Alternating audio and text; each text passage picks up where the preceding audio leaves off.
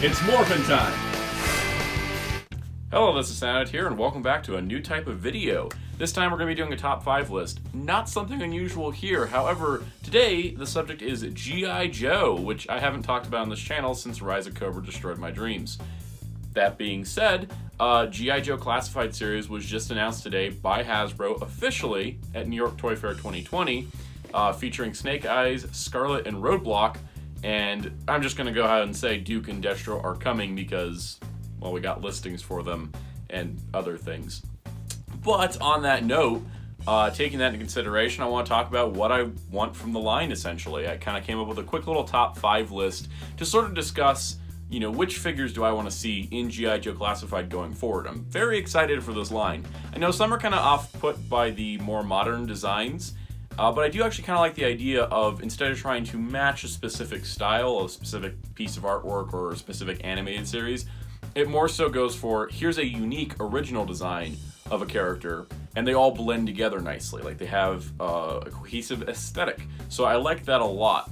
So I really look forward to see how they'll kind of reimagine some of these characters for this new line.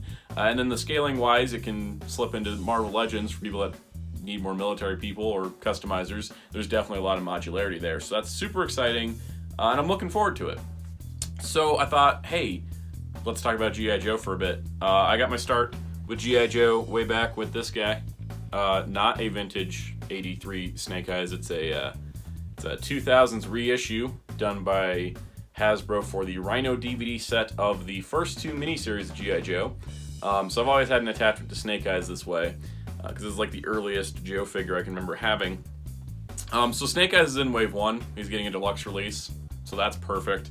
But, you know, thinking back to that was just kind of like where I started. I've been watching through the Sunbow series recently, having a really good time with that, and so I kind of want to highlight some characters that I want to see. So criteria for this list, not going with anyone that's already been announced or has a listing. So Destro would be on this list normally because he is my favorite G.I. Joe character, but he already is listed, so I'm pretty sure he's going to get shown at the Toy Fair presentation happening tomorrow. But we're going to leave him off the list, though he would be my number 1, just because he's already kind of in the works.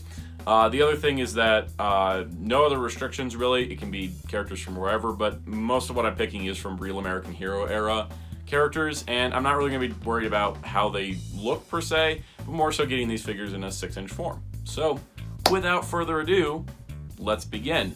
So we're going to start with number 5. Now number 5 is an interesting pick. I'm going to go with Nemesis Enforcer from G.I. Joe the movie. Good old vintage Nemesis here is a really great figure. I do really like this guy quite a bit. I ended up getting this only just recently. But I do really love this figure because it is Nemesis Enforcer, and I do love the vintage style. But I really want to see kind of something that's more intimidating.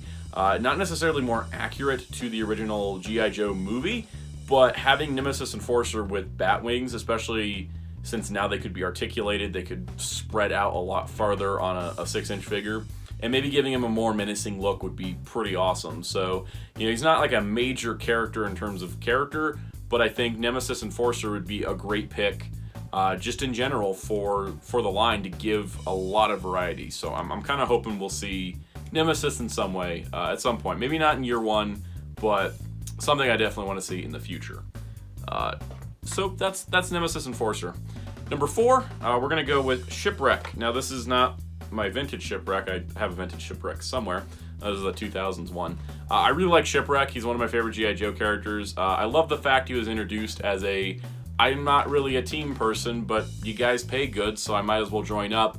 And kind of evolved over the course of the series to even, you know, anyone thinking of being a traitor to G.I. Joe, he was like on him, like, what are you doing? This is a horrible thing. So I do like that character arc for Shipwreck. I do like the sailor look. Kind of like, actually kind of bringing up the 2000s figure. Having him with a different kind of more modern look as opposed to like the old sailor look would probably work best for a classified version of Shipwreck. So I'm really hoping we see him, just because he's one of my favorite characters. That's one of my main reasons. It's somebody they could actually do in year 1 or year 2, just because he has a lot of notoriety. So number 4 is Shipwreck. All right, number 3, I don't have a figure to show here with my hands. because I never have owned a Serpentor. Now, Serpentor is notorious with the vintage figure being very fragile due to gold plastic syndrome, and more modern ones not being totally quite right. I never really liked any of the 25th anniversary Serpentors, but one thing I gotta say with a classified Serpentor is he has to come with the chariot. If that is not the only way he's released, similar to the Marvel Legends Riders series, at least have a deluxe set like with Snake Eyes. Like Snake Eyes getting a deluxe set with extra weapons, and it's $40. Whereas Serpentor could be released singly, but also with the chariot for $40 as an online exclusive. Whatever it is, Serpentor has to come with his chariot, in my opinion. It's absolutely something that needs to be made. And I hope that we don't have to buy a Serpentor, then get another Serpentor with the chariot sometime down the line. That would be kind of, I think, not the best route to go early in the line. So I'm hoping that doesn't happen, but I'm kind of prepared for that to happen if it does. But I'm really hoping, especially with Marvel Legends being very successful in the 6-inch vehicle market of here's a new character with a new vehicle, like with Professor Xavier or Squirrel Girl. I'm hoping some kind of that approach would happen with Serpentor. So that's my number 3 pick overall. So number 2 is Tomax and Xamot. These two have to be sold together. It's like a universal law at this point. I haven't seen Tomax or Xamot sold on their own from any release that I know of. I have the vintage figures, which were sold in a 2-pack. I know the 25th anniversary ones, I believe, were also sold in a 2-pack. I just don't see these guys being sold separately. And I'm hoping we don't have kind of a Danny Moonstar situation where you get one figure and have to get a second to swap the parts to make the opposite character, because I think that would be a really big disservice. Most people are going to only want these as a 2-pack, so make it a 2-pack, make it fan channel, make it whatever it has to be to happen. But Tomax and Xamot, I think these guys are some of the coolest, unique Cobra characters, as they are, you know, biological twins. They have, you know, crazy stuff they do together. You could have a lot of weaponry, and that might lead to getting more Crimson Guard characters later down the line, which would be really awesome. But yeah, absolutely, Tomax and Xamot 2-pack is my number 2 pick. And then it comes down to number 1. This is the final slot on this list.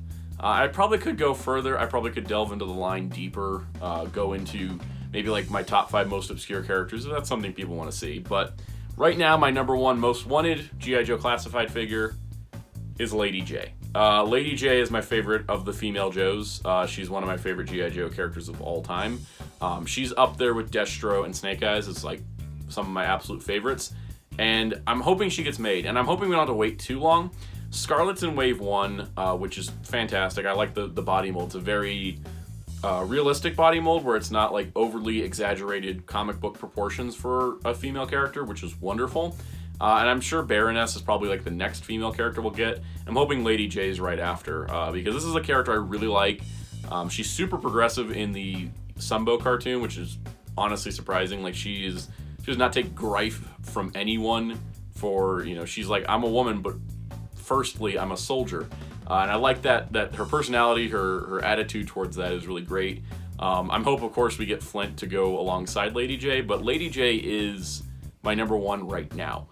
This could all change. A Hasbro's presentation, they could show Lady Jaye tomorrow, and I'd probably have to figure out what my next number 1 is. Probably just move Tomax and Xamot up a bit, but definitely Lady Jaye's at the top of my list for this one.